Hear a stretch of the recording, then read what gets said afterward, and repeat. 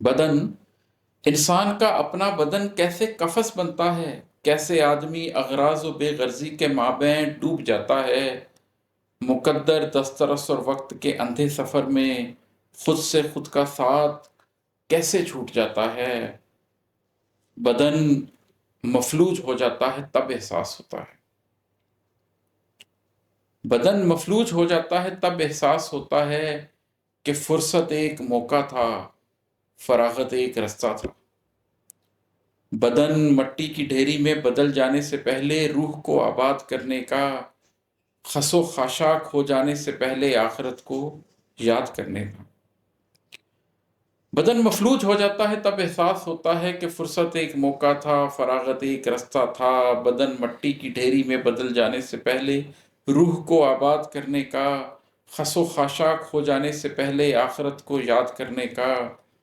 غم ہستی میں ضم ہونے، گلے کردار نم ہونے، اور آنسو دیس میں اپنا بدن بو کر سمر ہونے، فنا سے قبل خود کو امر کرنے کا، وصال موت سے پہلے شعور رات پانے کا، بقائے ذات پانے کا۔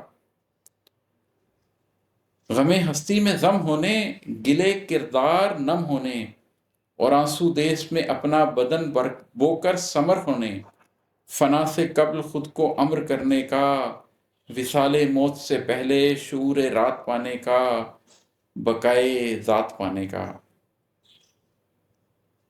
نہ اب مسکان ہونٹوں پر، نہ امکانات کی مستی، نہ اب مسکان ہونٹوں پر، نہ امکانات کی مستی، فقط ایک قصہ ماضی بنی جاتی ہے اب ہستی۔ تو سارے کہے سب مسکراہٹ سے بھرے لمحے، مجھے کیا دے سکے ہیں اور کیا کچھ چھین بیٹھے ہیں۔ تو سارے کہے سب مسکراہٹ سے بھرے لمحے، مجھے کیا دے سکے ہیں اور کیا کچھ چھین بیٹھے ہیں۔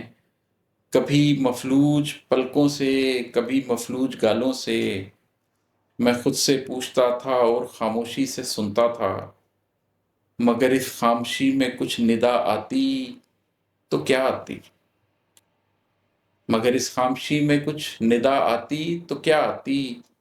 میرے مفلوج چہرے سے، میرے مفلوج ہونٹوں سے صدا آتی تو کیا آتی، بھلا آتی تو کیا آتی۔